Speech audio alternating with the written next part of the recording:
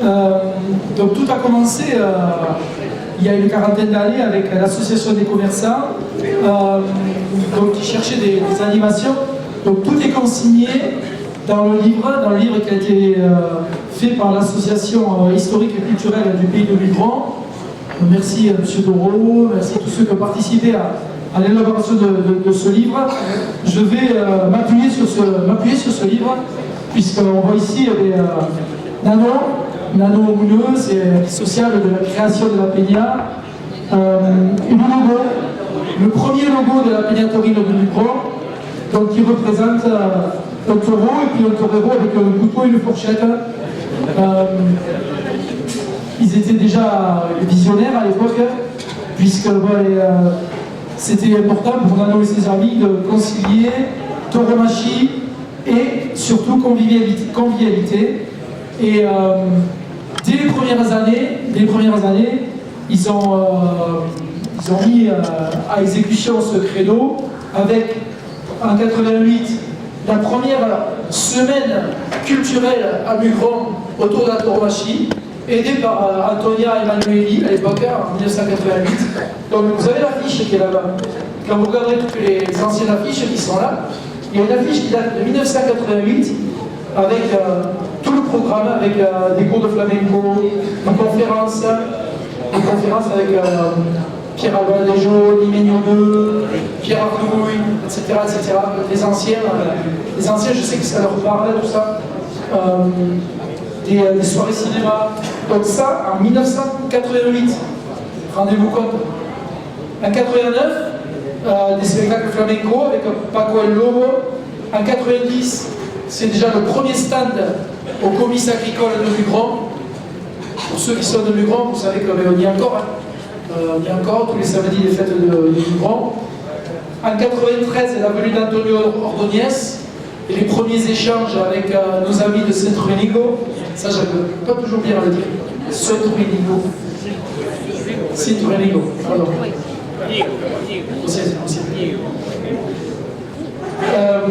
96, mon premier voyage en Andalousie, à Ronda, avec beaucoup de moments souvenirs, des moments de partage, des voyages, vous voyez, bon, il y en a beaucoup qui se reconnaîtront, c'est loin, hein.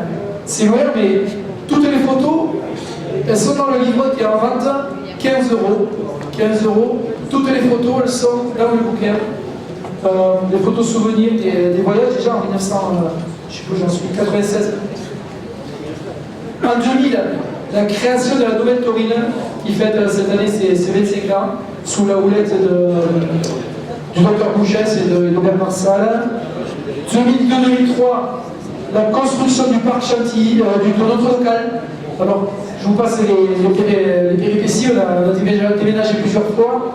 Et en 2002-2003, la construction du local au parc Chantilly. En 2005, le 20e anniversaire de la Peña, avec une fiesta campera, avec André Viard, Richard Millian, qui est parmi nous, Julien Lescarré, El Landeño, El Santo. En 2011, je ne sais pas si on est décalé, si même. En 2000, les travaux, la création de l'arrondi, la création de l'arrondi, la création des chiqueros, tout ça, on en parlera plus tard. En 2007, un voyage à Jerez de la Frontera, donc vous voyez que la convivialité, je ne pense pas que c'était pour découvrir les élevages là. En 2011, le centenaire de nos arènes. 2011, on bascule un peu dans l'ère moderne de la Peña, si on peut s'exprimer ainsi, puisque Nano, petit à petit, cède la présidence. Il y a une petite transition avec Yannick Larriotto, et puis surtout, il cède la présidence à deux coprésidents très jeunes, Nicolas Gavardez et Romain Lafille-de-Trouc, qui sont restés présidents 10 ans.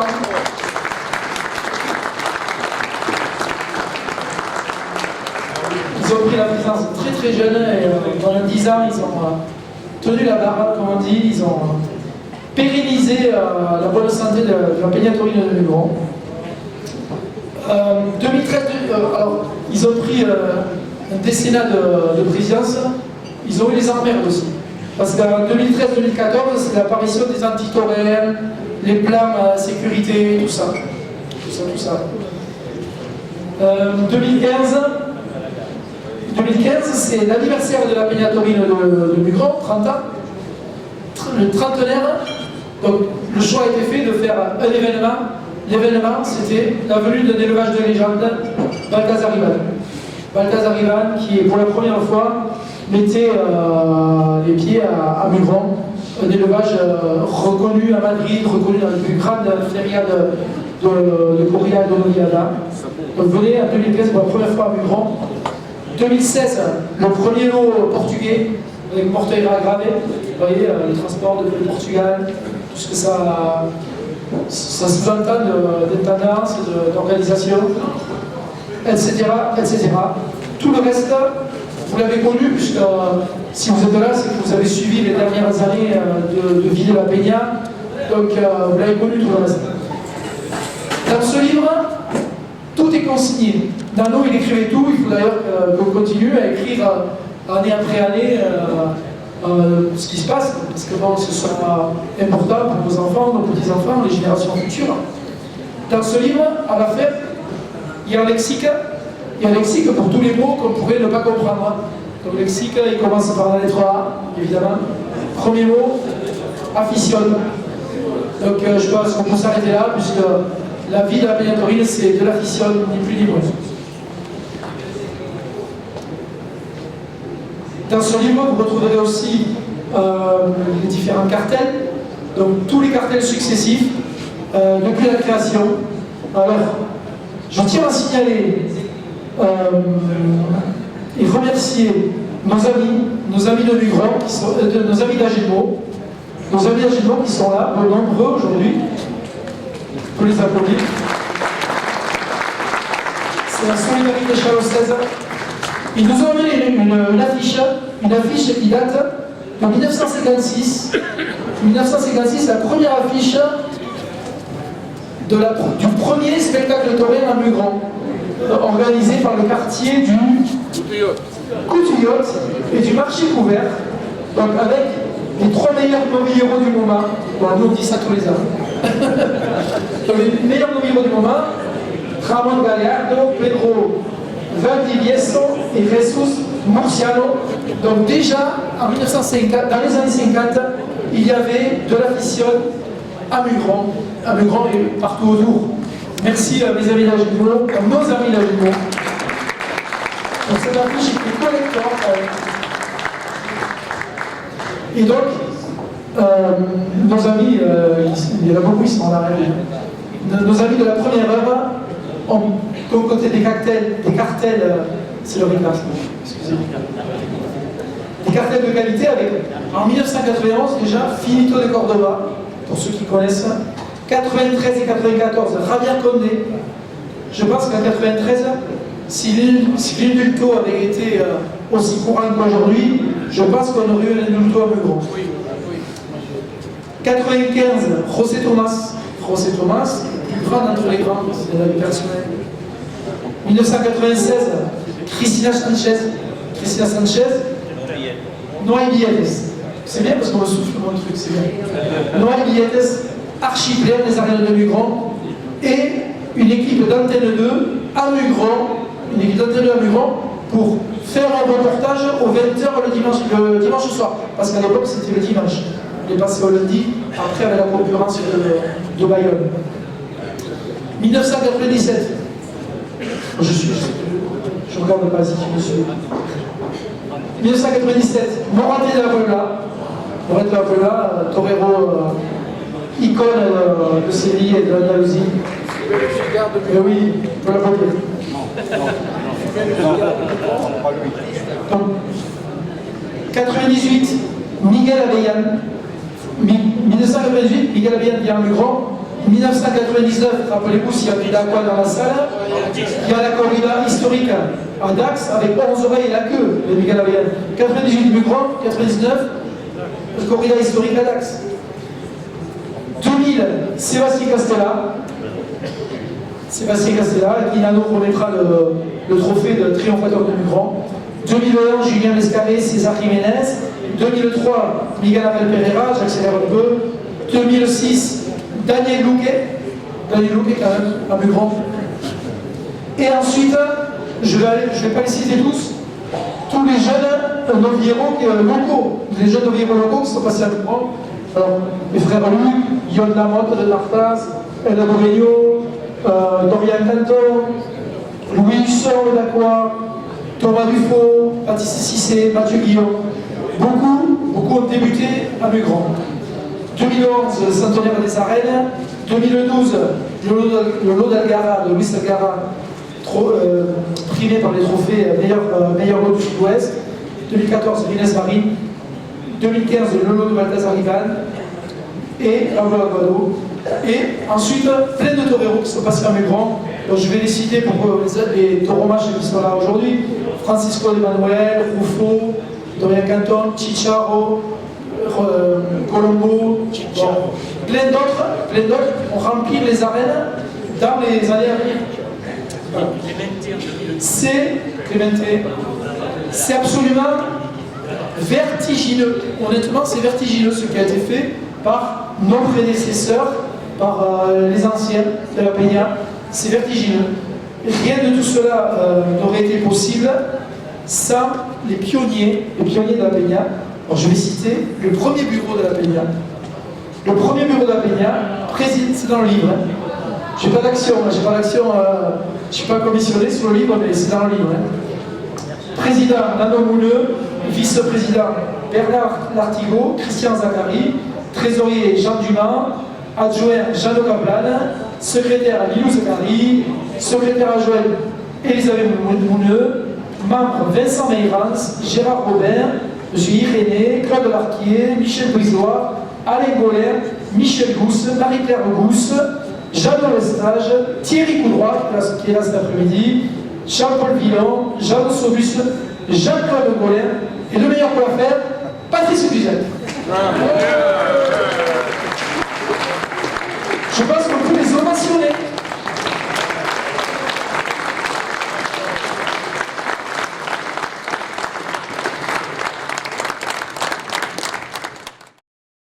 Maintenant que j'ai fini ma petite cassolette, je me suis replongé dans mon bouquin. Délicieux ce café. Bien la cassolette. Je me suis replongé dans mon bouquin là, pour savoir comment ça avait vraiment commencé là, cette histoire. Donc je vois un premier spectacle monté en 1985. Je vois, alors en page 12, je vois Inconscience collective. Bon. Page 13, Trois mousquetaires, Miracle, bon, c'est pas très rationnel tout ça. Page 15, le rêve fou se réalise. Vous avez vu, le teasing il est bon. Et donc j'aimerais savoir ce premier spectacle, comment il s'est monté, comment ça fonctionnait. Et donc on a la chance d'avoir parmi nous quelqu'un qui était là quand ça s'est monté, qui a participé activement. C'est monsieur Jean Gilbert. Donc Jean, je vais te demander de me rejoindre. On peut l'applaudir effectivement.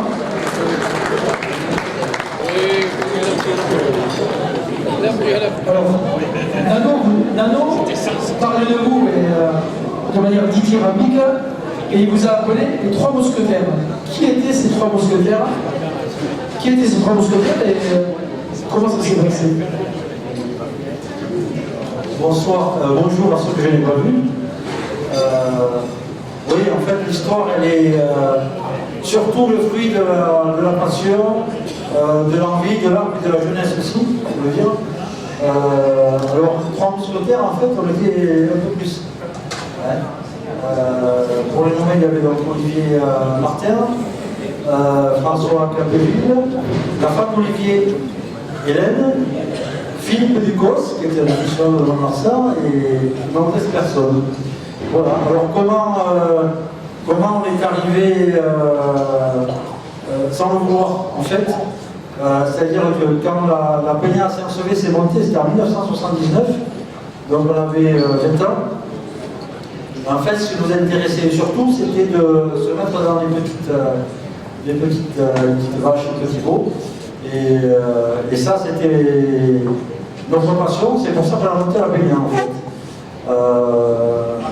Petit à petit, Dans le lot, il y en avait un qui s'appelait Olivier Martin, qui était beaucoup plus courageux que nous, beaucoup plus connu que nous, et qui a commencé à torer sans picador.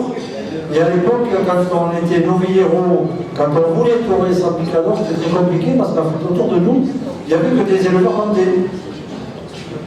Des éleveurs hollandais pour qui l'intérêt c'était les vaches, et plus les gens savaient, c'est comme aujourd'hui, bien on se porte. Et donc nous, on cherchait des vaches, moins je les savais, mais bien on se porte. Voilà. Et donc, Olivier a commencé une carrière de novillero sans picador, et puis il n'était pas tout seul, parce qu'il y avait Michel Bertrand, il y avait Olivier Maracha, il y avait pas mal de jeunes dans le sud-ouest qui avaient le Roussillano, il y avait André Biard, il y avait Socato, il y avait notre ami Tirosé, dont j'oublie le nom. Non. Vous voyez, je vais prendre de mémoire. Ça va revenir, ça va revenir. Oui, on va. Merci. Voilà. Et tout ce petit monde ne cherchait qu'une chose, c'était qu'à torer. C'est comme ça qu'au tout début se sont montées les premières Fiesta Campera, en particulier à Saint-Sevé, avec des taureaux de Fanon, avec qui on a lié une amitié. Il y a même eu un Deltanero avec des machos de l'Atapi, pour ceux qui se rappellent. L'Atapi de Soukros, maintenant Casogurt. Vous voyez qu'on allait chercher les choses, et puis en cherchant, on a trouvé un Grenadier hollandais qui avait une petite appétence pour le taureau de combat, c'était Marcel Inès, qui était à l'époque un Grenadiero du haut du pavé. Il y avait Marcel Inès, et on a commencé à entretenir des relations et à monter des Fiesta Campera monstres à Saint-Sevé avec 10 taureaux. Et puis, forcément, avec la rencontre avec Nanon Mouneux et les commerçants qui voulaient monter quelque chose, le premier à qui on a pensé, c'est Marcel Inès. Voilà. Donc, il y avait sur la course, il y avait Michel Bertrand, il y avait Martin, Manon Martin. Alors, Manon Martin, c'est bien parce que le lien, c'est celui-là. Un des liens, c'est celui-là. C'est que la femme d'Olivier, c'est pour ça que la chorégraphie c'est beau. Parce que l'art est toujours présent. Et en l'occurrence, Hélène était peintre, tout simplement. On fait les affiches, les premières affiches. Voilà. Et elle a un contact un jour, je fais des zigzags. Elle a un contact un jour parce que quelqu'un voit de Barcelone un de ses tableaux, il dit ça me plaît, les appelle pour exposer à Barcelone. L'expose à Barcelone, à l'époque, alors bien en parler avec Richard, celui qui évoquait toute la temporada de Montréal à Barcelone, il y en avait beaucoup, c'était Manolo Martin. Donc rencontre avec Manolo Martin, son frère Renéria qui est venu tourner ici à l'époque. C'était la même année. Et dans l'expo, qui c'est qu'il y a Antonio Ordonez. Antonio Ordonez qui voit une affiche d'elle et qui dit ça me plaît, ça me plaît beaucoup, et tu vas faire l'affiche de la Goyesque de Ronda.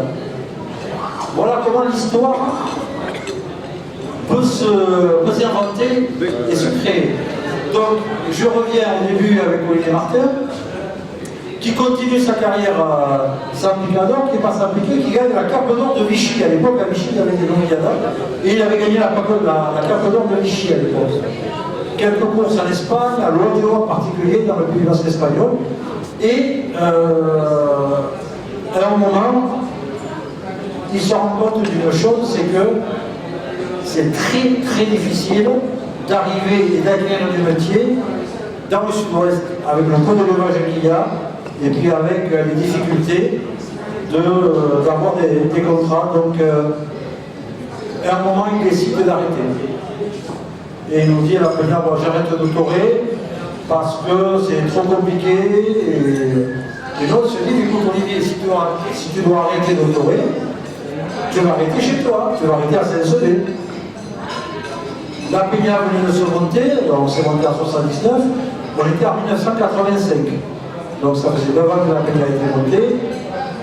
Et on se dit, financièrement, la Peña n'a pas les reins trop solides.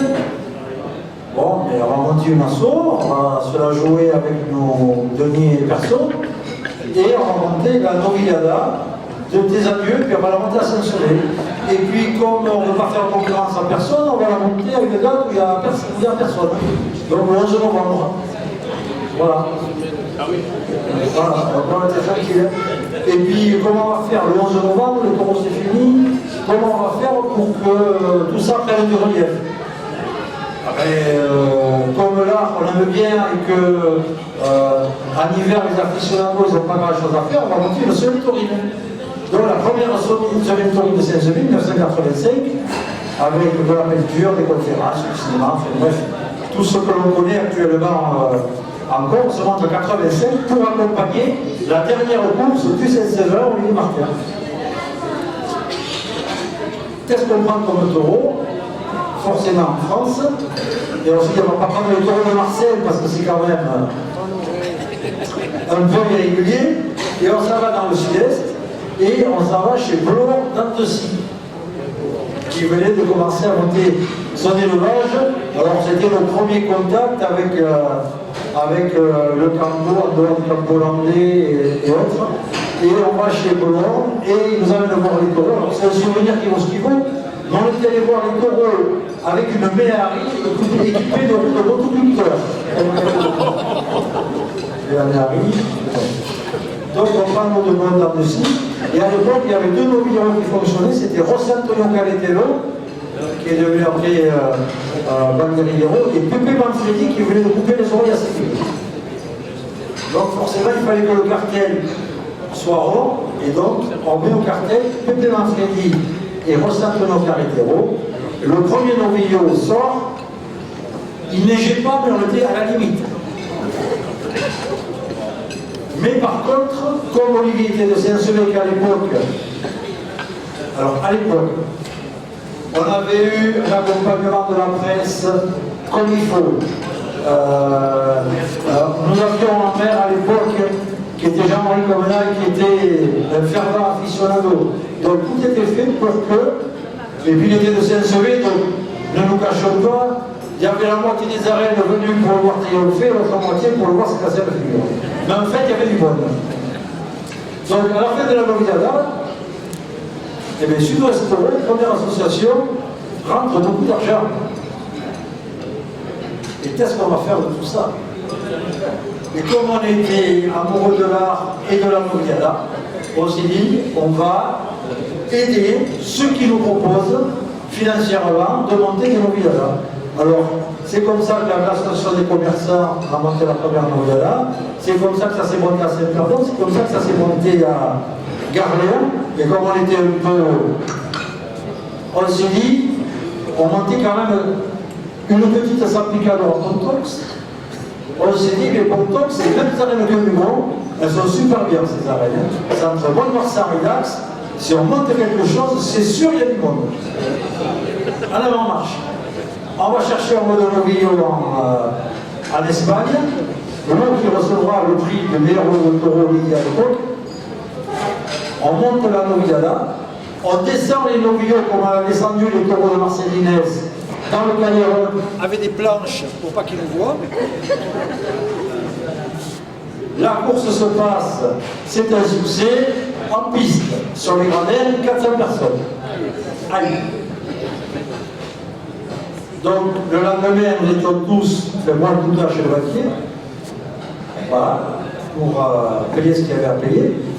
Et à partir de ce moment-là, on a dit aux amis avec qui on était en relation, c'est-à-dire Saint-Perdon, Mugreux, Garléen, écoutez, nous avec notre petite expérience et bonne volonté, on veut bien rester pour faciliter les contacts avec les toreros, avec les galaderos, mais financièrement, il faut y aller, quoi. Il faut faire des lotos, il faut faire des peignades, il faut faire des voyages, il faut faire des repas. Et c'est comme ça que, de fil en aiguille, les choses se sont un peu construites et perdurent. Et ça, c'est vraiment la clé, c'est que quand on a envie de mettre cet art en avant, qui est un art exigeant, il faut mettre tous les moyens que l'on a à sa disposition pour pouvoir y arriver. Et donc, ça ne concerne que les gens motivés, travailleurs, sérieux et un peu fous. C'est pour ça que Mugron peut s'enorgueillir et la mairie de Mugron peut s'enorgueillir d'avoir des aficionados capables dans un village de 1500 habitants de jouer 60 000 € en 2 heures de temps.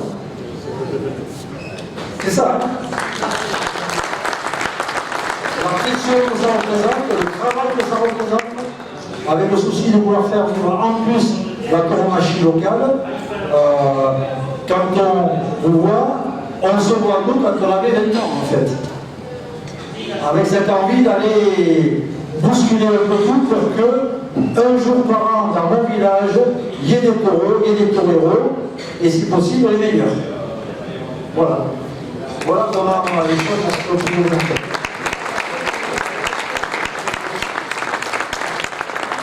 Alors effectivement, tu confirmes que c'est une idée un peu folle et c'est un miracle répété chaque année, que ce soit à Gardien, à Saint-Perdon ou à Mugron. Et comment faisaient les toreros à l'époque? Il n'y avait pas d'école de tauromachie, je pense, dans le coin. Comment, par exemple, Olivier Martin, El Sebeño, comment ils se préparaient pour affronter des taureaux comme ça, avec des origines incertaines? Oui, parce qu'à l'époque, il faut pas oublier en plus que c'était les débuts de l'élevage de taureaux français.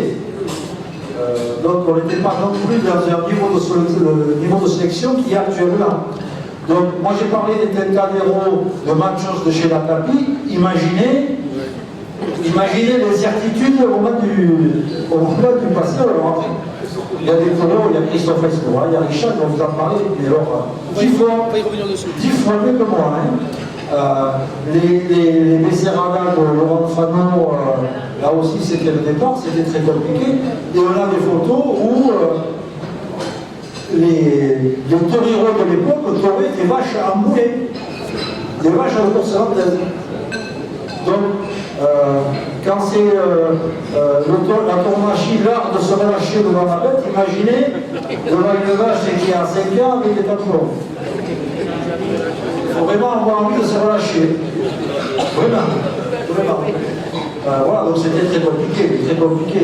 Donc il y avait dans le sud-est les premiers élevages, il y avait Bourquet, il y avait Fanon, il y avait Jaunet, bien entendu, François André,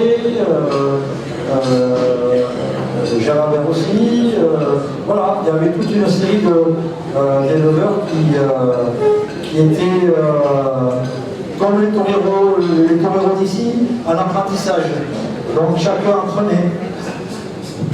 Donc, oui, aujourd'hui, les toreros tiennent des vaches. À l'époque, c'était les vaches qui tiennaient si le torero faisait la maille, c'est ça? C'est un peu de ça. Donc, mais c'est très intéressant tout ça.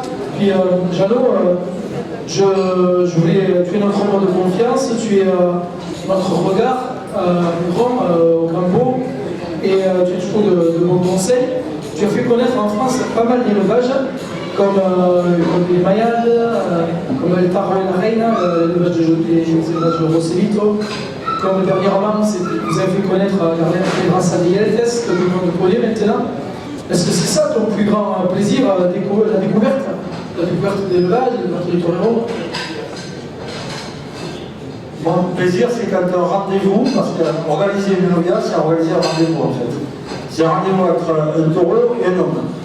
Donc le plaisir, il est quand, avec petit à petit tous les réseaux qui se sont construits. Alors on peut parler aussi des bénévoles qui nous aident à choisir, qui sont aussi. Alors ce sont des personnes qui ont une connaissance du campo et qui permettent aussi d'avoir une acuité sur les élevages qui montent, sur les choses de garantie, sur les conditions dans lesquelles on peut faire les choses de la meilleure des manières. Et au fur et à mesure, on crée des liens avec les ganaderos, avec ces personnes-là, on apprend à connaître les familles des gens qui élevage, on apprend plein de choses et on apprend tous les jours dans le taureau. Tous les jours. Et donc, l'idée c'est que sur 2 heures, les fameux 2 heures de temps pour lesquelles on se bat toute l'année, un taureau puisse rencontrer un torero et inversement. Ça veut dire qu'il faut être très exigeant dans le choix, dans les conditions d'achat. Il faut que le Bernardero ait envie de venir en France et dans de bonnes conditions, ait envie de venir à Mugron parce qu'il sait que devant, il y aura de la part de la commission un choix de toreros capable de faire venir ces taureaux. C'est un tout qui fait que des choix initiaux vont dépendre quelque part. Hypothétique. Une hypothétique réussite et Faina qui va contacter à la fois le Bernardero, le torero et le public. Il ne faut pas oublier une chose, c'est que la tauromachie c'est un spectacle et que notre durée, notre permanence à nous, elle est à 80% liée à quoi? Au sourire qu'a avoir le public en sortant des cradins. La tauromachie c'est un art, c'est un rendez-vous. Donc notre exigence à nous, c'est de proposer au public quelque chose qui soit déjà alléchant. Voilà. Alors on en parlera après sur le cartel de cette année et on continue à faire beaucoup d'efforts pour que ces cartels réunissent les toreros qui ont le plus de projection, qui suscitent le plus d'envie chez l'aficionado et chez le professionnel aussi. Parce que ce qu'on a appris aussi en 40 ans de travail, c'est que l'affection c'est important. Et il y a une chose qui est primordiale, il faut toujours écouter et le Bernardero et les professionnels. C'est la condition sine qua non sans laquelle les choses ont peu de chances d'aboutir. Merci Jeannot, c'est très clair. Très clair. Mais, je vais te remercier. Merci. Tu es là depuis le début, depuis les 40 ans, avec une certaine réussite, et comme on l'a vu tout à l'heure, pour présenter des spectacles de qualité qui donnent, tu l'as dit, tu as insisté là-dessus, qui donnent du plaisir aux gens qui viennent à Mugron. Et ça, merci. Merci Jean. On se retrouve tout à l'heure pour les cartels. Donc je dis merci à Jeannot pour tout ce qu'il a fait pour nous, tout ce qu'il fera encore. Je dois dire merci à tous nos partenaires. C'est un partenaire de la première heure, Jeannot Gilbert. Les partenaires de la première heure, j'ai cité tout à l'heure l'harmonie mugronnaise, qui est représentée ici par Yann Nasser, je ne sais pas, son président. Merci pour la qualité de l'harmonie mugronnaise, de l'école de musique. Merci aussi aux Escapateros, ils sont excusés aujourd'hui. Les Escapateros, c'est notre bande locale. Aujourd'hui, il y a rugby, donc il y en a beaucoup, ils sont en rugby, c'est normal. Et les Escapateros, pareil, en termes de qualité, ils sont enviés par pas mal de communes. Merci à la mairie de Mugron, représentée par Christine Brett, Madame le maire et toute son équipe. Merci à elle et à toute son équipe. C'est ça que je voulais dire. Merci pour la collaboration. Merci aux maires qui ont précédé Christine aussi, que ce soit Eric Ducos, Christian Pontaras, M. Lamoumou aussi. Merci à la commune de Mugron pour son accompagnement.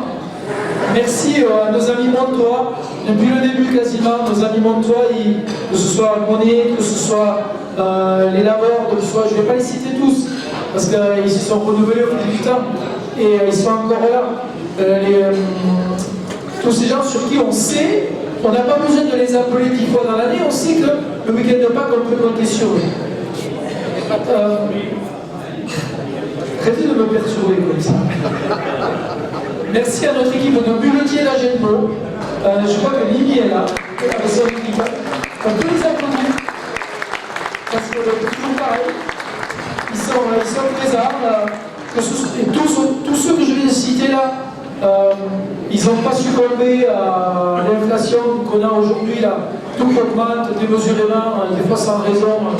Moi, tous nos partenaires là, je veux leur tirer mon chapeau. Nos alguazils successifs, représentés ici par Christophe Dubroca.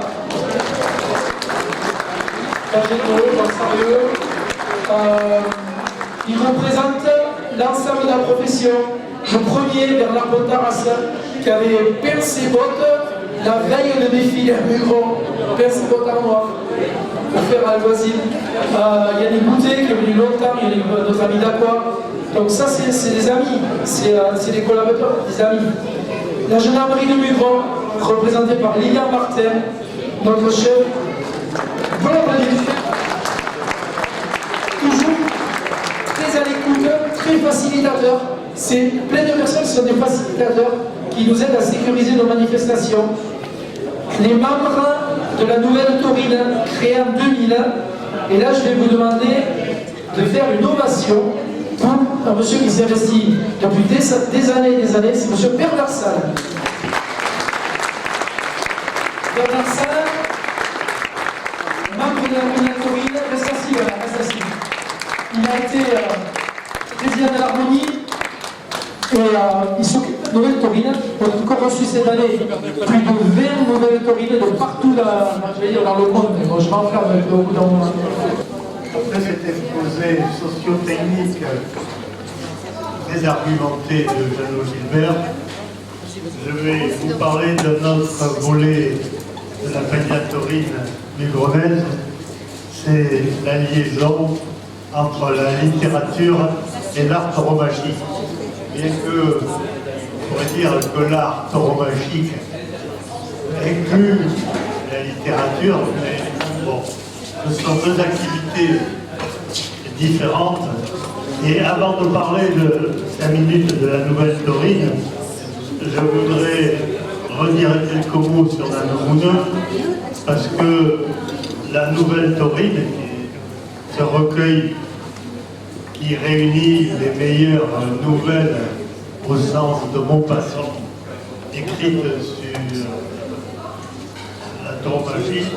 Je voudrais dire que cette nouvelle taurine est la rencontre entre la sensibilité de Nanomouno, la sensibilité littéraire de Nanomouno, et d'autre part, le talent d'un écrivain qui était le docteur Boucher. Je ne sais pas si certains l'ont connu, mais bon, c'était un personnage très, qu'on peut qualifier d'historique du Mugron.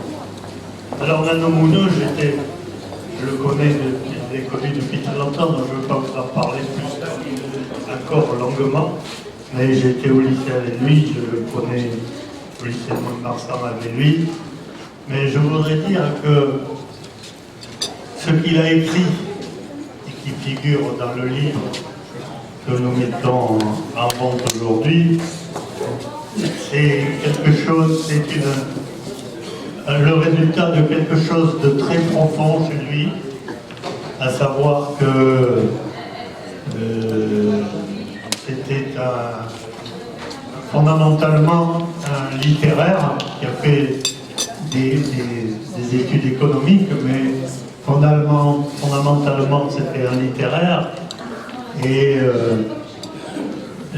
pour vous dire comment, depuis longtemps, il pensait à écrire ce livre sur la Peña Taurine mugronnaise, c'est qu'aux alentours des années 2005, j'avais accueilli à Mugron, je travaillais à Lyon, j'avais accueilli à Mugron, parce que je le connaissais de Lyon, je m'en étais occupé de Lyon, en étant président d'un club d'athlétisme de la région lyonnaise. C'était un jeune Algérien qui avait quitté la délégation algérienne qui venait concourir en Italie, et il était venu me voir au club pour me demander de faire quelque chose pour accueillir en France.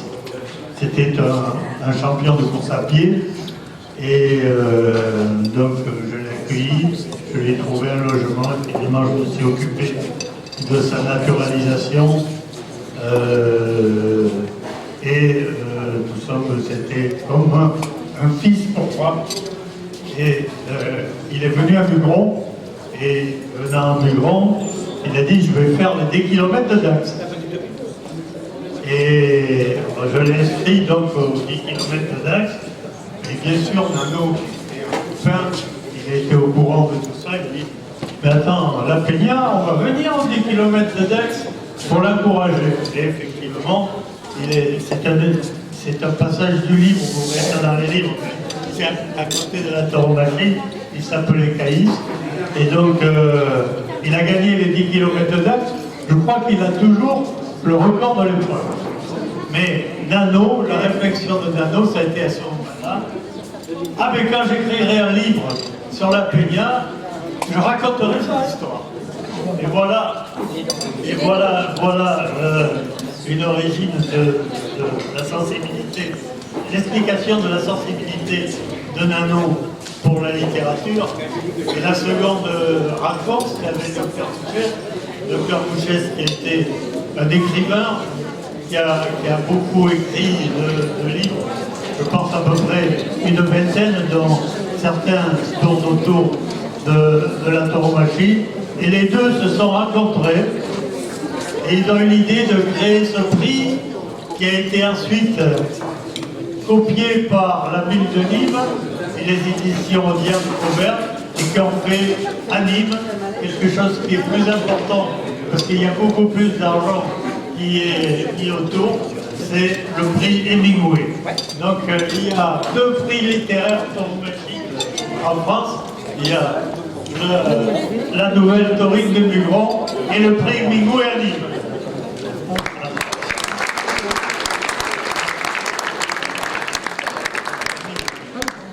Bon, je vais terminer en disant que ce prix qui dure 5 ans, il ne s'éteint pas et que cette année, nous avons encore plus de 25 nouvelles, comme l'a dit notre président, 25 nouvelles qui sont traitées par 5 spécialistes de l'art tauromachique, Miguel Dario Merlou, Olivier Barachar, tous qui ont des références littéraires, Pierre Vignot, Jean-Louis Aura, et puis notre Mugronnet, Bertrand Luc. Voilà. Comme ça, voilà une description sommaire du côté littéraire de la Peña Taurine de Mugron.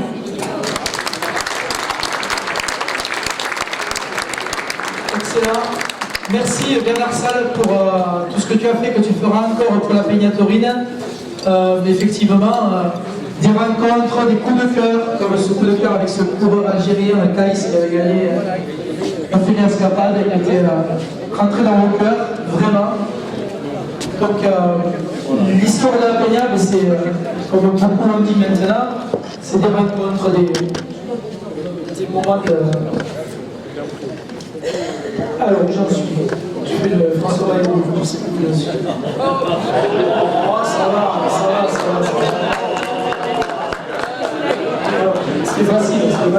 Alors, ça y est, je retrouve le fil. Pendant qu'on vous sert le filet mignon, pour ne pas perdre le temps,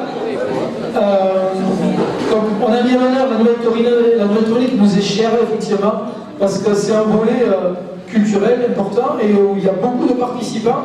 Et c'est vrai que quand on construit le week-end de Pâques, c'est pas forcément le domaine où on consacre le plus de temps, mais il y a des gens qui consacrent énormément de temps à écrire, c'est très très bien fait, et on prend toujours plaisir à lire le recueil qui est en vente. Je veux mettre en honneur aussi dans nos partenaires de la première heure, tous ceux que j'appelle les bâtisseurs. Il est parti, Sylvain.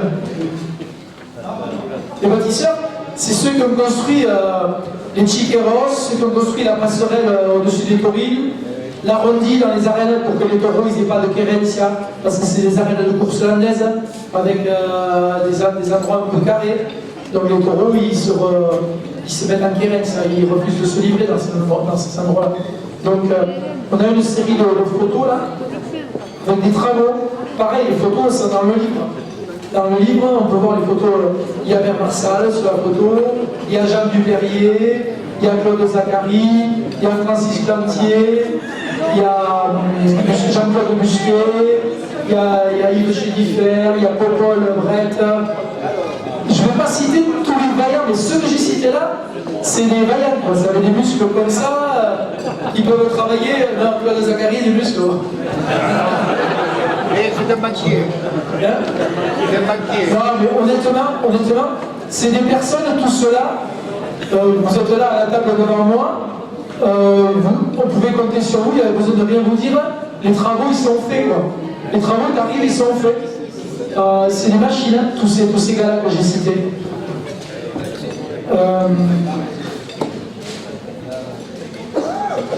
Je veux citer aussi la famille El Assab, avec le fameux pourquoi de Béné El Assab, qui nous a servi de guichet spécial pendant des années. Dominique Zafi continue à nous aider, à fleurir les arènes. Bon, les souffrantes ne peuvent pas être là aujourd'hui, mais vraiment c'est des familles qui ont compté qui comptent encore pour la Peñatorrine. Et bien sûr, Paulette, notre concierge préférée, qui est toujours là. On peut y aller, elle a le sourire, elle a presque l'âge de nos arènes. Mais... Allez, Paulette! Donc je vais remercier ici tout le monde. J'en oublie, c'est sûr. Je sais que vous n'allez pas nous en vouloir. Merci à nos bienfaiteurs. Merci à nos bienfaiteurs qui sont venus au kit. Quand la corne était tout près de mettre fin à l'aventure. Quand il y a des années où il pleut, des années où il y a eu une année où il y avait des flocons de neige le matin. Donc merci à tous les bienfaiteurs qui sont venus au kit et qui ont permis que cette belle aventure se poursuive encore aujourd'hui. Je vais citer une citation sur le bénévolat, parce que le bénévolat aujourd'hui c'est pas trop à la mode. On a plein d'occupations à droite, à gauche, rester devant le canapé, devant le téléphone. C'est une citation de Bouddha, oui, je suis capable, sur l'altruisme. Il paraît que le bonheur est né de l'altruisme, et que le malheur est né de l'égoïsme, bien sûr. Donc, s'il vous plaît, continuez à donner pour les associations, à donner pour les mairies, à donner pour tous les trucs où vous participez, parce que c'est ce qui fait notre vie quotidienne. Donc, on va parler maintenant d'un élément important de nos Peñatorrines. C'est à partir de 1997. À partir de 1997, c'est l'apparition des spectacles sans picador le matin. 97, le matin, l'idée de la Peñatorrine de Lugran, faire un spectacle non piqué, gratuit, cartel, Sébastien Castella, gratuit, donc avec une belle entrée. Donc là, Sylvain il m'a mis des petites animations. On parle de jeunes novios, encore plus jeunes qu'on vient d'appliquer. Voilà, là on voit Jean-Baptiste Luc, le Lugronais porté par tous les gamins. Il faut l'applaudir, bien sûr. Porté par tous les gamins de l'école à Dour-Afficiol. Ici on voit Yon Lamotte, Dorian Canton. Toujours pareil avec les petits de l'école, toujours.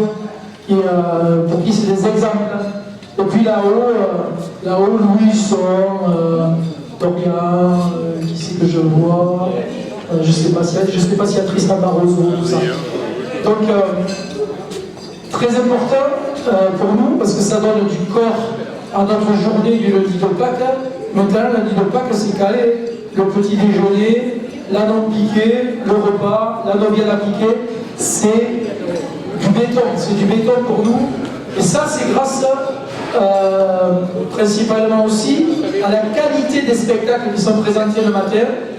Et donc là, je veux mettre à l'honneur quelqu'un qui forme tous ces jeunes choréros depuis longtemps maintenant. Je veux parler de Richard Millian. Richard, tu vas te lever, je vais te demander de me rejoindre.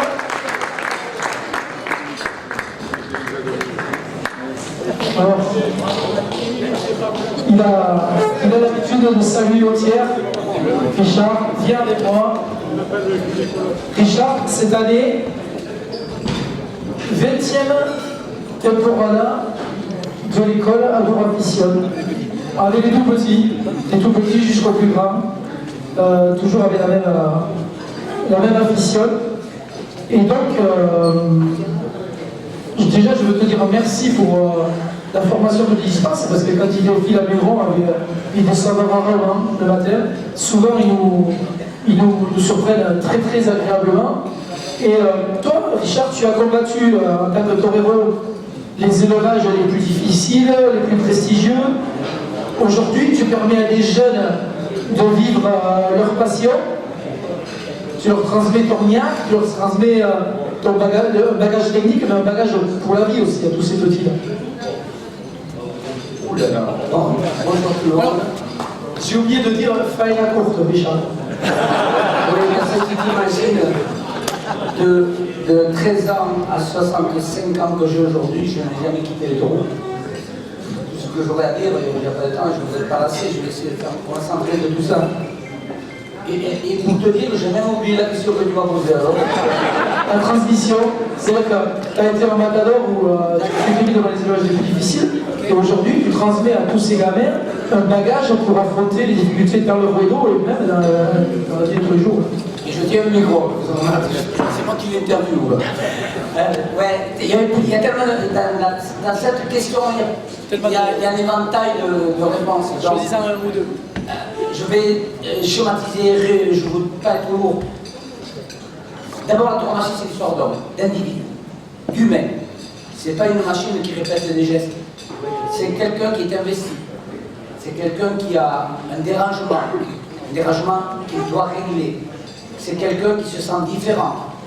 C'est quelqu'un qui doit être, en finalité, un tueur, mais qui est un poète en même temps. C'est un gros bordel. C'est un gros bordel. J'ai commencé à 14 ans.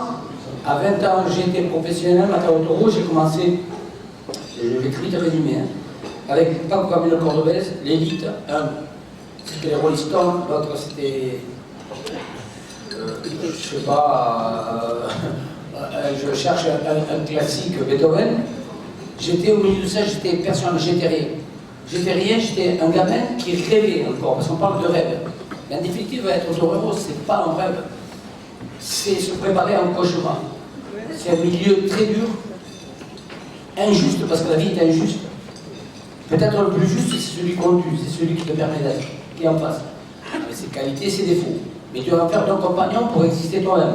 Il le rendra jamais, parce que sans lui, tu es rien. Donc déjà, ça parle tout autour, on parle de simplifier les choses. Une parenthèse, mon verre est porte de Mont-de-Marsan pour les m'entraîner dans les grandes arènes. 20 ans après, c'est une reconnaissance. Je remercie monsieur le maire. Chapeau. Je leur demande aux gamins, vous voulez aller vous entraîner aux arènes de Mont-de-Marsan ou dans nos 30 mètres carrés sous les arbres, sous les chênes, là où ça sent la rosée à côté du lac. Ils disent ici. Mais ça veut dire quoi? C'est qu'être torero, c'est pas apprendre le métier. C'est être dans un monde.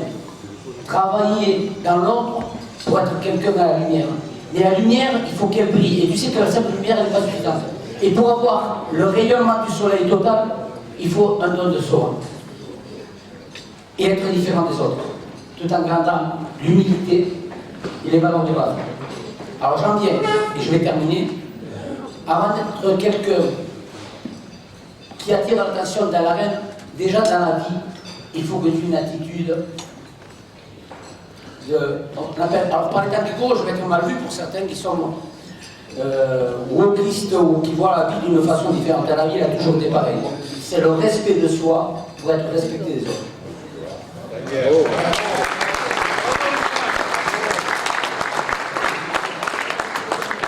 Aujourd'hui, donc, tous ces ressentis, toutes ces émotions, toutes ces souffrances aussi, et tu partages ton expérience avec tous ces gamins. Donc c'est une expérience, c'est une reconversion réussie. Aujourd'hui, c'est quoi qui te fait le plus, qui te transmet le plus d'émotion? C'est quand ils arrivent tout petits là, et que tu découvres leur personnalité, tu découvres leur tic, leur talk, leur comment dire, des fois du talent, des fois des aptitudes, ou bien c'est tout au bout lorsqu'il y a cette responsabilité, lorsqu'ils mettent la de lumière pour la première fois. Est-ce que le chemin, il est important? C'est des questions trop fortes et qui demandent encore. C'est pas un éventail, c'est Qu'est-ce que tu ressens quand ils arrivent et que tu les découvres?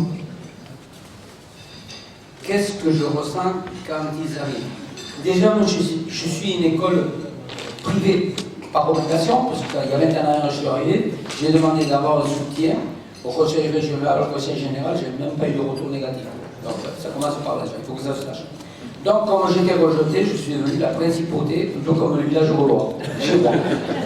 Alors, désavantage, je n'ai pas de soutien financier. Avantage, ils me font pas chier, je fais ce que je veux. Donc, tous ces gamins qui arrivent avec un regard, quand ils me parlent, ils savent où ils vont, et je vois un profil. Alors tu me diras, je suis, comment on appelle ça quand c'est à travers le regard que tu juges? Oui, tu es Comment on appelle ça? Donnez-moi un coup de main. visionniste. Non, Non, quand tu, Mentaliste. tu le juges par rapport au profil qu'il a. tu es mentaliste. Non. Voilà, en gros. Non, monsieur, quand tu as un préjugé sur la personne, déjà tu es dans le faux. Qui tu es toi, tu peux te tromper, ça m'est arrivé très souvent. Mais déjà, ça se voit dans le profil. Quoi. Derrière, il y en avait un qui était venu une fois avec sa mère, elle me gonflait depuis un certain moment, elle avait 3 kilos de peinture sur la tête, pendant que je parlais au gamin, et le gamin il regardait ses copines qui étaient à côté. Moi, à 66 ans, je n'ai pas envie, après ma journée de travail, d'être à 4 pattes pour faire le clown à 4 pattes, un gamin qui fait ça comme s'il faisait, j'avais quoi, du Vamigol. On fait partie d'une congrégation, d'une vision, d'une planète, d'un monde, et ça commence déjà au départ. Okay, donc le profil il est simple. Déjà, que le gamin quand tu parles, quelqu'un qui a 1,50 m de cicatrices sur son corps, qui va, le restant de ses jours, au lieu de s'occuper des enfants, prendre de son temps pour toi, tu le regardes dans les yeux. Ok? Ça commence déjà par là. Ou alors je suis dans le faux. J'ai rien compris à la vie. Bon, ça commence par là. Ensuite, les gamins, il est donné, je me suis vers tout le monde. Au début, je ne voulais pas de filles parce que quand il y a filles et garçons, ma génération à moi, on est peu turbulent. Ouais, les générations maintenant, garçons et filles, c'est pareil. D'ailleurs, ils se mélangent et tout pays évolution elle-même. Bon, bref. Ça, c'est le bordel commence par là déjà. Donc, chez moi, on respecte tout le monde. Chez moi, c'est une fille qui a ses qualités adorables. Et son rêve, d'ailleurs, c'est Christophe Osibro, que je remercie par une occasion, qui vient se joindre à la autorité pour venir m'apporter. Voilà. Lui aussi, il s'ennuie dans son coin et ça nous travaille à l'intérieur, c'est comme un virus qui revient. Et donc, cette fille, son souhait, il a parlé à elle, parce que moi j'ai un niveau, une forme de notoriété, elle n'ose pas trop, mais elle dit, tu sais, Christophe, moi, mon but, je sais qu'en tant que fille, je ne pourrais pas arriver, mais si je pouvais arriver un jour à tuer un baiser, pour moi, ça serait un but accompli. Moi, c'est ça. Et je vais terminer en disant que au départ, on a Adrien qui marche très bien, j'ai Pablo qui marche très bien, les autres qui arrivent avec lui. Il faut faire leur façon. Le but, c'est déjà de les construire comme personne. Et je ne me répète pas, je vais dire que les parents ne sont pas capables. Mais c'est eux qui viennent à moi. C'est pas moi qui vais les chercher.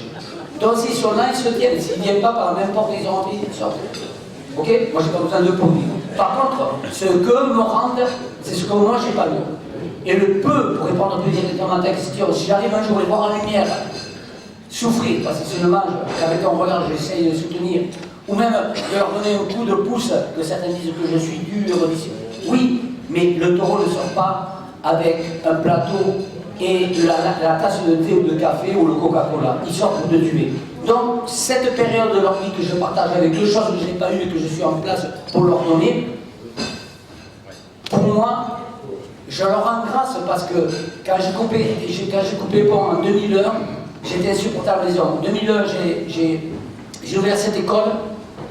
Pour eux, ça n'aperçoit pas, mais pour moi, j'ai ma vie qui est divisée en deux. Mes 20 premières années où je ne changerai pour rien au monde de ce que j'ai vécu, c'est pas surtout pas une histoire d'argent, c'est ce que j'ai vécu. Et ces 20 dernières années, ce qui me rend, ce qui me donne, ben, ça n'a pas de prix. Ça n'a pas de prix. Donc je suis comblé. Mais dans cette façon d'être complet, je suis toujours dans l'exigence.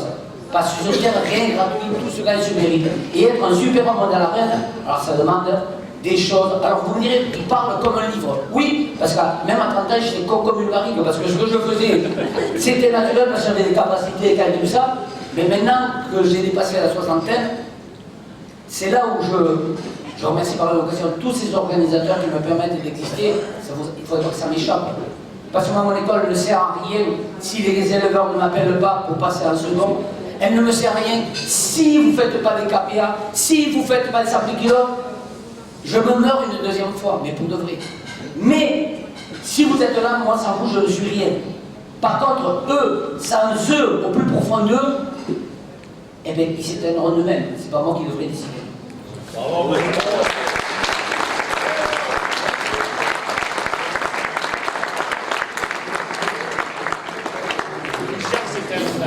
c'est difficile de rebondir après ça parce que tu as été un torero fantastique, tu as combattu les Miura, tu as combattu les Dolores Aguirre, tous ces élevages qui à nous donnent des frissons. Et à travers ce que tu fais avec l'école d'Adoration, la légende continue, quoi. Tu continues vraiment à nous transmettre des émotions. C'est important pour nous parce que les petits, quand ils arrivent de l'école de Richard Millian, et on sait qu'ils sont prêts. On sait qu'ils sont prêts techniquement, on sait qu'ils sont prêts mentalement, avec leurs différences, comme tu l'as dit. Mais c'est une chance, c'est une richesse d'avoir ça dans notre région, en plus. En plus. Et allez, une question un peu décalée. Une question un peu décalée, je vais un peu t'embêter. Si tu avais le pouvoir magique d'inventer le torero rêvé, avec le tauromachi qu'on pourrait qualifier de parfaite, aujourd'hui, ça se rapprocherait de quel torero moderne? Tu regardes un peu les toreros modernes, ceux qui sont encore là aujourd'hui? Je réponds à la question en bifurquant un petit peu. Si je suis avec les gamins, c'est que je veux quitter le monde professionnel. C'est pourtant. J'ai eu des appels pour m'occuper de toreros professionnels avec qui je gagnerai un peu mieux ma vie ou continuerai à survivre plus facilement. Mais moi, mon plaisir, c'est de transmettre. C'est pas d'accompagner et me battre avec des gens du milieu professionnel. Parce que certains parlent, oui, ce milieu d'enfoiré. Écoutez-moi, dans le monde du cheval, le monde du sport, dans tout le monde, c'est des mondes, c'est des milieux. Alors, c'est plus vite de dire que c'est des mafias. Non, c'est le haut niveau, et le haut niveau, il y a des injustices. Ce qui compte, c'est l'intérêt et l'argent, et la projection, et les intérêts personnels. Ça, j'en ai plein de derrière, je veux pas, ça m'intéresse pas. Par contre, donner de la lumière à ceux qui croient qu'ils peuvent réaliser, tout en les éveillant en disant que c'est pas un jeu, que c'est très compliqué parce qu'il faut combattre deux choses. C'est la peur par rapport au taureau et aussi l'injustice. Mais l'injustice, elle est partout dans la vie. Vous le voyez, tout chacun, avec n'importe qui, dans l'administration de partout. Il y a des justices partout. Donc là, tu vas être encore plus fort que la normale. Et c'est là que je le prépare en tant que. Voilà. Et la question en elle-même, pour terminer, c'était. Je pense que tu as répondu parce que je pense que tes apprentis tu as envie qu'ils ressemblent à personne. Tu as envie qu'ils soient eux-mêmes. Ça y est, je l'ai saisi. À qui? Non, mais c'est important, mais c'est beau. Des personnes disent, il est bon lui, il est bon l'autre. Il y en a qui préfèrent la confiture de fraises, d'autres qui préfèrent ça les framboises. Il y en a qui n'aiment pas le sucré. C'est le gros bordel pour satisfaire toi. Qu'est-ce que tu veux répondre à ça? C'est de l'art. C'est de l'art. Et l'art, c'est la sensibilité. C'est l'émotion. Moi, au départ, ça fait un peu de sourire. Et donc, moi, le profil, c'est tout le monde. Moi, c'est un peu de Castellan, un peu de José Thomas, un peu de Padilla, un peu. Le problème, c'est que tu ne peux pas faire tout ça dans une. Donc, tu peux avoir des voitures de collection magnifiques et les dernières, les ordinateurs au top, tout est beau. Mais il n'y a rien à critiquer. Tu as des préférences. Moi, j'ai mon beau-père, quand j'arrivais chez lui, il mangeait le saucisson de la confiture. Et je trouvais ça un peu rare. J'ai pas dit c'est dégueulasse. Je le pensais. Mais bon, à chacun son truc. Mais par contre, lui, il était heureux. De quel droit je veux dire que c'est dégueulasse? Les Américains, il a inventé avant McDonald's ce système. Alors, mon beau-père. Donc, vous dire, voilà, les goûts, les couleurs, ça c'est discutable. L'important c'est d'exister. Et celui qui le fait, comme moi pour mes toreros, moi je ne veux pas que ce soit des Richard Milliard. J'essaie de les comprendre, leur façon de ressentir, il y a un mot qui m'échappe. Leur personnalité de. Oui, non, alors ça c'est plus grave. Oui, ils ont la personnalité ou pas. Parce que si tu n'as pas de personnalité, déjà, je me dis, ça sert à rien. Si tu es gentil, poli, éduqué, c'est à moi je le demande. Mais si après, à un moment donné, ils mettent le coup de pied à la fourmilière intérieurement, ils ne savent pas alimenter d'une énergie, ça sert à rien. Et c'est un état. Être autonome, c'est un état. C'est pas que je t'apprends que tu répètes. Ok? C'est un état. Et une fois de plus, ça m'échappe, ce que je voulais dire, par rapport aux couleurs, etc. Oui, mais, c'est ah voilà. Non, c'est que, par exemple, Adrien Luc, c'est quelqu'un qui est dans la technique, dans la percussion, dans la recherche, ça manque peut-être certainement même, de couleurs. Moi j'ai connu un qui était le roi de ça s'appelait Soumarissa Vite. Soumarissa, elle vidait 14 porte-grammes à Madrid. Mais lui, il ne te faisait pas des sourires, il ne te faisait pas. Il est combiné. Par contre, dans ce qu'il dit, il faut qu'il soit le plus fort le meilleur. et que cette science, ce côté laboratoire, ce côté truc, il faut qu'il ait le pouvoir pour s'appeler, je ne sais pas, ceux qui inventent les grosses dans les laboratoires, des gros produits. Voilà. Et l'autre qui est plus esbrouf, etc., c'est pas que dans tout ça, il faut qu'il y ait de la profondeur. Donc, je les accompagne techniquement, mais je ne peux pas réinventer à travers eux ce potentiel qui fait qu'ils ressortent du naturel. Et pour être complètement géographe, pour faire ça, et en même temps très intelligent, il faut être un tigre avec une paire entre les jambes et en même temps s'habiller avec des barreaux, on est en moitié tafiole aussi. C'est un gros modèle. Donc, je vous dis, en tout cas, c'est une belle expérience de vie. Je rends grâce à Dieu de m'avoir permis d'avoir vécu, même avec les torts compliqués, on s'en fout. Ah, je termine, il faut m'enlever le micro. C'est un truc que j'aime sortir là, quand j'ai eu des conférences, c'est que, et là je termine, je vous le jure. J'étais musicien, j'ai tourné dans les plus grandes arènes en tant qu'auteur artiste. J'étais au violon. Il y a eu un problème entre mon père et la Podera de l'époque, il m'a fait tourner dans les plus grandes arènes de Noviero. J'ai terminé 3e et 4e, j'ai tourné pour de quantité de Noviada. J'avais appris à torer, je me régalais. J'étais à Barcelone 8 ou 10 fois. Et ça fonctionnait très bien avec le violon. Du jour au lendemain, pas d'apodérade, je me suis retrouvé au chômage. On m'a dit, il y a une place à la percussion. J'avais jamais touché ce bordel là, mais c'était dans le groupe de musiciens. Je me suis mis à la percussion et pendant 20 ans, j'ai joué de la musique. Donc, je n'étais pas au violon, mais je jouais. Et j'ai toujours été ce que je voulais être, musicien. Voilà. L'histoire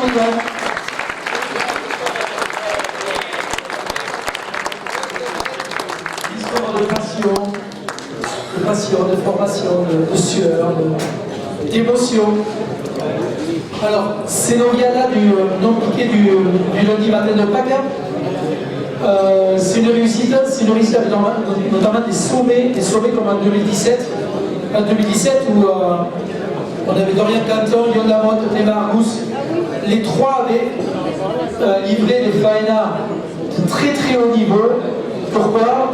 Parce qu'ils avaient eu en face d'eux des novios de très très grande qualité. Et ça on le doit à quelqu'un qui est ici aujourd'hui. C'est le représentant de la ganaderia Alma Serena, Philippe Bax. Philippe, tu es où? Viens me voir, Philippe. Viens me voir. Philippe Bax, notre voisin, éleveur de taureaux de combat. Viens avec moi. Je suppose que tu te souviens de cette noviade de 2017 qui était excellente. Et peut-être tu te souviens parce qu'il y en a tellement de noviades excellentes dans ma Serena. Donc, moi, on a évoqué les succès matinaux en non piqué.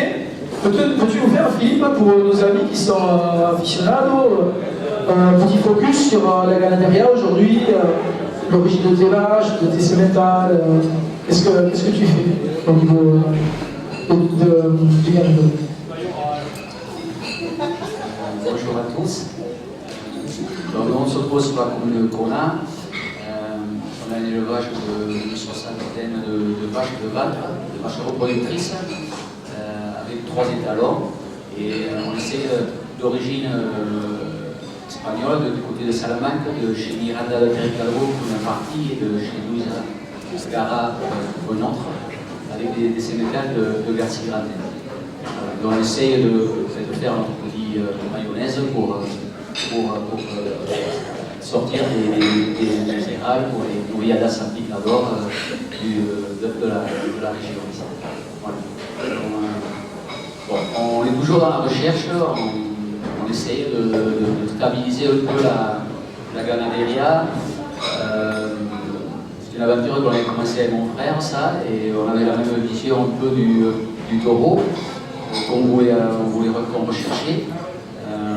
Là, il semblerait qu'il y a des fois des noyaux qui ne nous satisfont pas et qu'on n'arrive pas à comprendre toujours pourquoi ça ne fonctionne pas. Mais ce qu'on va rechercher dans une ganaderia, c'est la régularité pour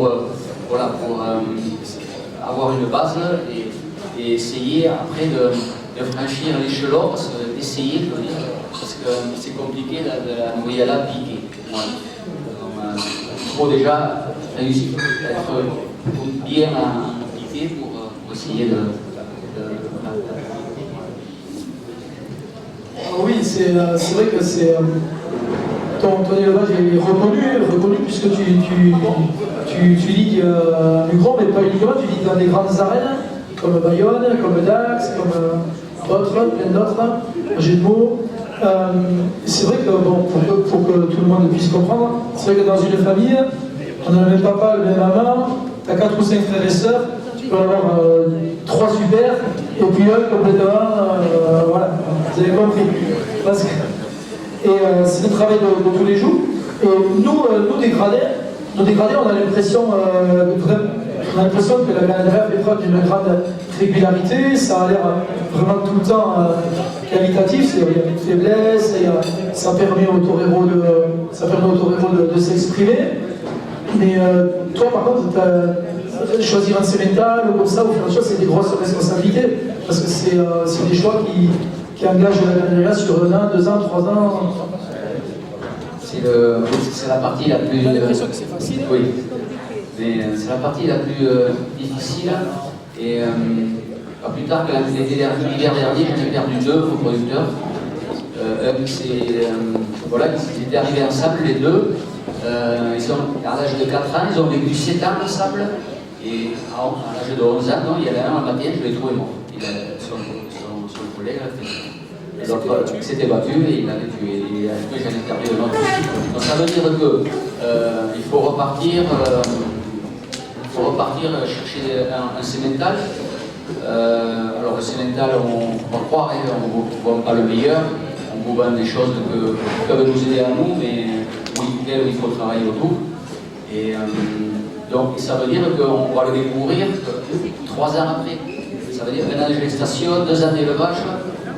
Et voir si la première camade est convenable et bien, on va lui donner, on va continuer notre année, peut-être que l'année d'après c'est moyen, bon, on sait rien. Voilà. Donc c'est toujours on recommence. Donc à un moment donné, ce qu'on va essayer de faire, c'est dans l'élevage, il y a des bonnes familles là qu'on voit maintenant, qui sortent et on va essayer de garder un mâle ou 2 de des familles pour les tester à la maison, pour essayer d'avoir un reproducteur de la maison. Et comme ça, on aura plus de certitude, de connaissances sur la généalogie des familles. Voilà. Et tout ça, c'est des lois, c'est beaucoup de travail et il faut du temps et il faut de la patience. La patience, revenir aussi à la patience aussi.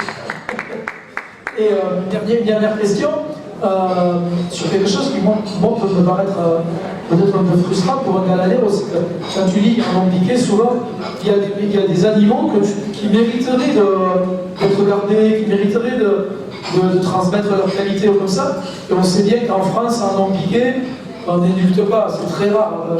En Espagne, ils le font beaucoup plus. Et est-ce qu'il y a des animaux que tu aurais aimé garder, que tu as des souvenirs, ou tu te dis putain celui-là, si je l'avais gardé, mais si on avait pu. T'en as quelques-uns ou... Les novieux, j'ai trouvé bien, mais toujours pareil, en Sapicador, il manque l'épreuve de la pique. Donc, c'est bien faux, oui. On peut penser que, mais on n'a rien de. Non, j'ai pas de regret. Non, je préfère voir un novillo, un Decadero à la maison, voir si ça fonctionne au cheval ou pas. Et au moins, j'aurai la certitude de pouvoir partir 3 ans de plus et avec quelque chose voilà, qu'on ne maîtrise pas. Je comprends. Et qu'est-ce que je voulais dire, je sais. Oui, sur la camade 2025, ça se précise, là, ça approche, dans 3 mois, c'est Pâques. La camade 2025, tu as combien d'animaux? Alors, il fait un temps où peut-être tu te posais la question, à qui je vais vendre, machin, tout ça. Et là maintenant, c'est plus est-ce que je vais l'embrasser? Oui, en fait, on n'est plus très nombreux non plus dans les Landes, on n'est plus que deux élevages, deux dans le GS et un dans les Atlantiques.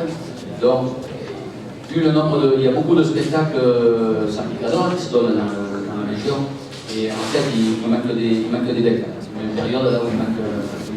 C'est de la modestie qui est très demandée aussi, Alma Serena est très demandée, c'est non? Oui, mais ouais, ça nous fait plaisir voilà, de revenir. En fait, ça fait il y a au moins une dizaine d'années qu'on est venu sur Muvron et on a toujours autant de plaisir à venir. Et pourquoi on irait ailleurs et c'est Muvron? Non, on va aller là aux arènes où on va d'habitude et c'est très bien comme ça. Voilà. On peut saluer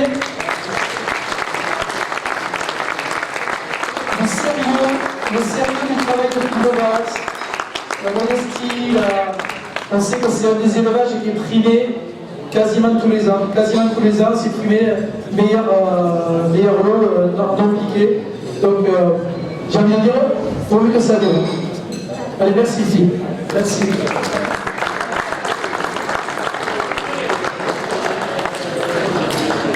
Alors, donc, en non piqué, comme je vous ai dit, il y a beaucoup de jeunes toreros qui apprennent chez Richard Millian. Il y a beaucoup d'engouement ici à Mugron. En non piqué le matin, on fait quasiment autant de monde que piqué l'après-midi. C'est assez bluffant. Et je pense qu'aujourd'hui, il y a un engouement pour. C'est trop fort. Un engouement des jeunes, notamment pour la tauromachie, pour notre culture. Et donc on va parler un petit peu de ça. Avec Anthony Sorbet. Anthony Sorbet, il a ses fans. C'est le représentant des jeunes, de l'association des jeunes aficionados du Sud-Ouest, que l'on peut croiser partout dans les arènes. Et Anthony, j'ai l'impression qu'il y a un frémissement, il y a un petit engouement des jeunes pour notre culture, la tauromachie en particulier. Déjà bonjour à tous, merci pour l'accueil, surtout de nous donner la parole, parce que tout ce mouvement-là existe et c'est vrai que c'est bien d'en parler des fois de temps en temps pour que tout le monde comprenne qui on est, pourquoi et comment. L'engouement pour la tauromachie, je pense qu'il est certain, inévitable et j'espère qu'il va perdurer dans le temps. Nous, on a constaté cette année beaucoup de jeunes qui revenaient aux arènes.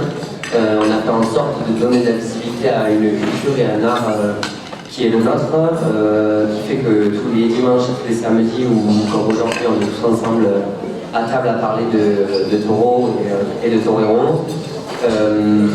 Voilà, je pense que ça redevient à la mode.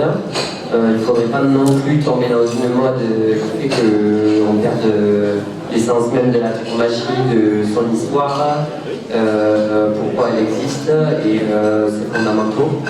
Mais je pense que comme toute mode, tout s'apprend, tout s'explique, et voilà. Alors effectivement, on vous croise, on a pris l'habitude de voir votre banderole dans les arènes, on a pris l'habitude de vous voir et de vous entendre aussi. Parce que vous dégagez, c'est vrai, une certaine fraîcheur, un certain état d'esprit. Un certain esprit, car en France, vous allez aux arènes aussi pour vous éclater, prendre plaisir, pour tout ce qu'il y a autour. Je pense qu'avant tout, c'est un moment entre amis, de fête. Aller aux arènes, c'est la fête. Si on devait pleurer de tristesse tous les jours aux arènes, on n'irait pas. Ça ne servira à rien. C'est des émotions, qu'elles soient positives ou négatives.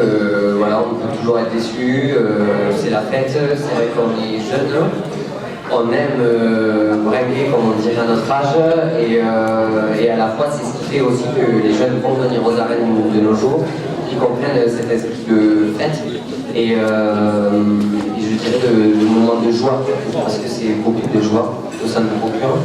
Donc oui, c'est vrai qu'on nous entend beaucoup, on nous voit beaucoup, et à la fois je pense que tous les organisateurs sont contents de nous avoir présents sur leurs événements parce que on fait tourner les buvettes, et c'est quand même quelque chose qui fait qu'on paye les taureaux, et que sans buvette et sans repas, il n'y a pas de course l'après-midi. Donc les jeunes, c'est bien qu'ils soient présents sur les événements à 100%. C'est du matin au soir, et pour aller voir le spectacle, pour consommer, pour manger, pour boire, pour faire vivre tous ces organisateurs qui ont besoin de nous et qui ont besoin de ces aficionados-là de demain, je pense. Vous venez pour passer un bon moment, un excellent moment. Et c'est vrai que c'est fédérateur de passer des bons moments ensemble. Et en termes de se fédérer, je crois que vous avez aussi entrepris de discuter avec l'association des jeunes coursaires. Puisqu'ici, tu sais, on a un terrain de course landaise. En Chalosse, la course landaise est dans tous les villages. Donc, est-ce que vous pouvez nous expliquer un peu l'idée de discuter comme ça avec les jeunes aficionados de la course landaise aussi? L'idée, c'est de... On est dans un milieu quand même assez arriéré, si je peux me permettre, où le lien où on se fait pas trop entre les jeunes et la course landaise et la tauromachie. Je trouve que très peu de liens s'est fait entre les nouvelles générations, et nous, ce qui nous a semblé essentiel avec le bureau des jeunes et les jeunes coursaires qu'on a rencontrés lors des événements, c'était de créer un vrai lien entre eux et nous, parce que c'est différentes tauromachies, où on a besoin l'un comme l'autre de l'autre, parce que nous on est en danger maintenant, mais si nous on tombe, la course landaise finira par tomber. Et le problème c'est que nous comme eux, c'est une culture, c'est une tradition entre guillemets, même si j'aime pas trop ce terme, et je pense qu'ils ont besoin d'aller aux arènes comme nous on a besoin d'aller aux arènes. Donc on s'est liés, on s'est rencontrés, on a beaucoup discuté, et on est parti sur un événement, je crois que je peux l'annoncer, le 15 mars prochain à la Ganaderia du Sceau, où on aura un spectacle où on mélange tienta et course landaise. On aura une soirée à la suite, et en gros l'idée c'est réellement de mélanger nos deux cultures, qu'elles se soutiennent et qu'elles pensent et qu'elles avancent ensemble et main dans la main vers demain. Voilà.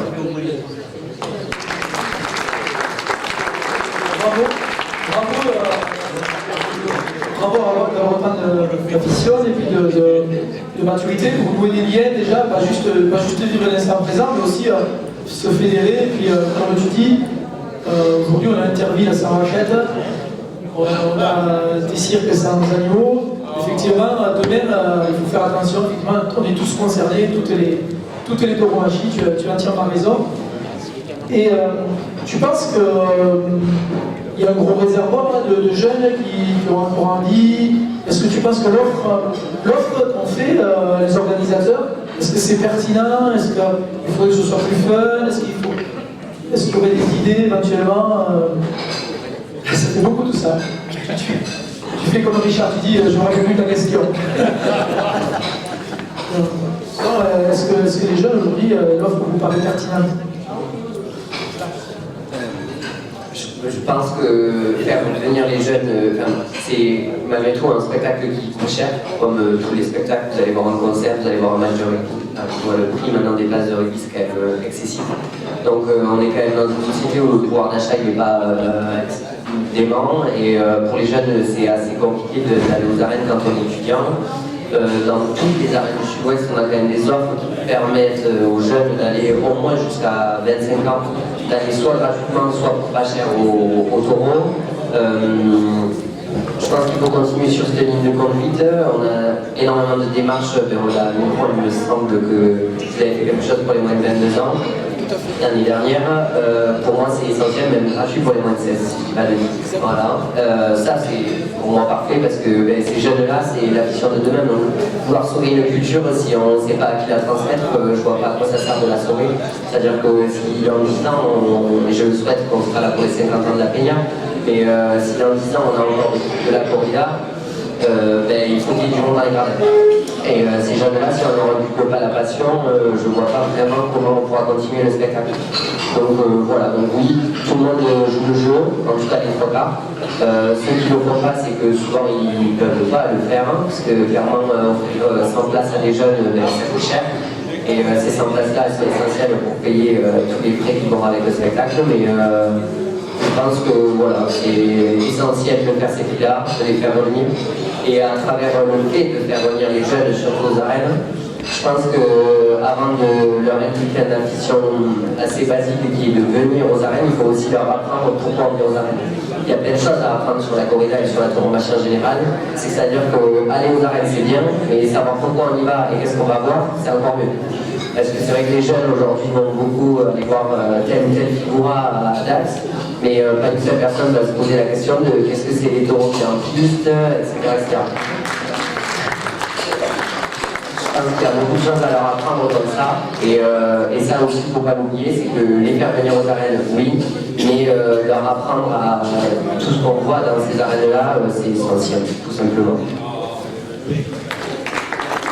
Bravo Anthony, effectivement, comme tu dis, il y a un gros travail de transmission, de partage de savoir, de partage de connaissances qui est très très important et que nous les baignats, toutes les baignatourines, doivent s'attacher à faire.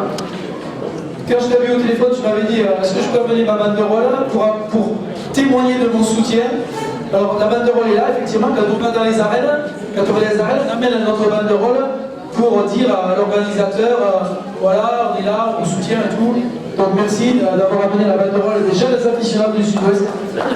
Et on aura plaisir à se croiser.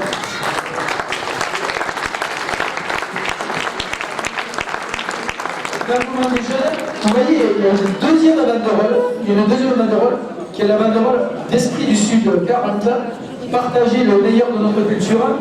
On a la chance d'avoir ici aujourd'hui, pendant qu'on vous sert le fromage, on a la chance d'avoir Pierre Lespard qui représente l'Esprit du Sud. Tiens, bien président. Quand je te dis, Pierre, que les jeunes, tu viens de le voir, ce témoignage très très fort, quand on te dit que les jeunes s'intéressent aux choses de notre culture, tu n'es pas surpris. Alors, du tout, parce que je vais commencer. Alors, d'abord, je vais te remercier de nous avoir associés à cette journée, c'est un grand honneur. Et je vais commencer à faire un peu de sémantique parce que je vais rebondir sur Anthony. Anthony, il a dit le mot tradition, c'est un mot que j'aime pas beaucoup. Et le fait est qu'on a eu la chance d'avoir à l'Esprit du Sud une assemblée générale Francis Wolff, qui est un philosophe que vous connaissez beaucoup ici, et qui nous a expliqué la sémantique entre tradition, culture locale et patrimoine culturel. Et alors vous parliez de la tradition parce que c'est ce qu'on est, et on est là parce qu'il y a de la tradition. Mais aujourd'hui, dans le vocabulaire, on préfère parler de patrimoine culturel et de culture locale. Alors, Anthony a employé beaucoup de mots culture, de culture locale, et on se retrouve là-dedans. Alors, pardon de cette parenthèse en entrée, mais ça me paraît important. Tradition, on le met toujours la figure. On s'en va défendre les uns et les autres, c'est pour noter, on nous met dans un panier d'arriéristes. Et de passéistes, et je crois que quand on parle de patrimoine culturel ou culture locale, on est déjà mieux respecté. On est mieux respecté parce que ça respecte ce que nous sommes. Et ce que nous sommes, ça mérite d'être respecté. Alors, Esprit du Sud, c'est une jeune association qui est née pendant le Covid, donc elle a eu un peu de mal à démarrer à la suite de ça. Elle se veut être le porteur des patrimoines culturels et des cultures locales des Landes.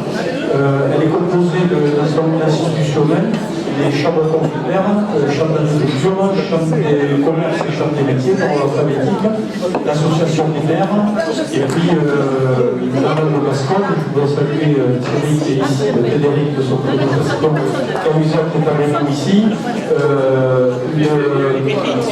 la fédération des chasseurs, la fédération de la course anglaise, l'ONCT, du VPS, et oui, l'ONCT, je le bien, et je crois que j'ai oublié personne. En tout cas, et l'association des maires, je l'ai oublié aussi.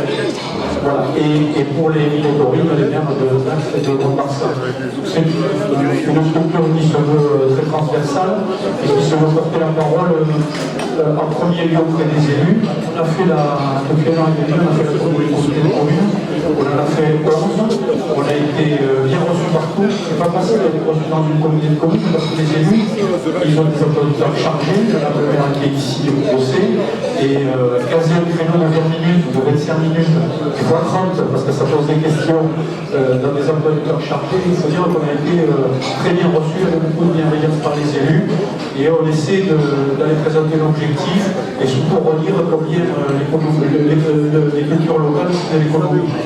Et pour ne pas allonger mon propos à ce titre, on entame un travail avec le lycée agricole de Mugron ici, où il y a le BTS Animation des territoires, et on va se charger d'essayer de quantifier le poids économique et social des cultures locales. C'est-à-dire, alors on va le faire sur la commune de Mugron.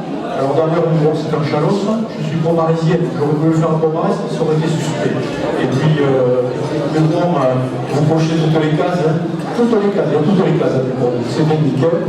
Et les élèves étaient sur place, donc ça permettait aussi de faire un bon travail.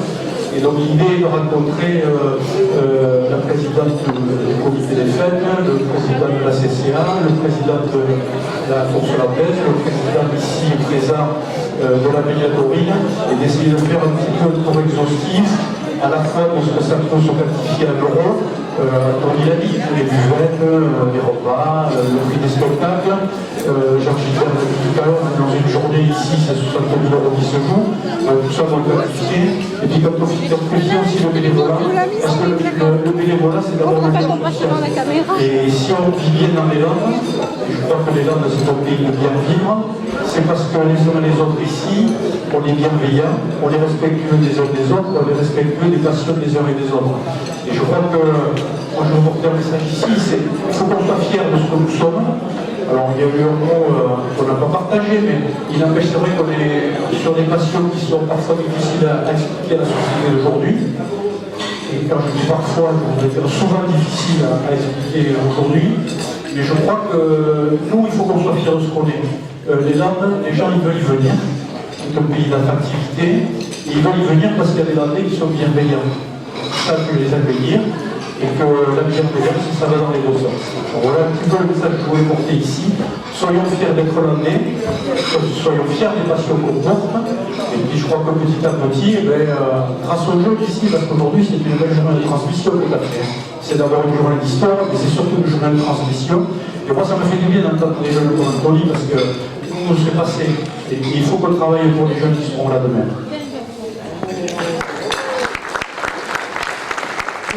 Merci bien, je pense que ça parle à beaucoup de monde.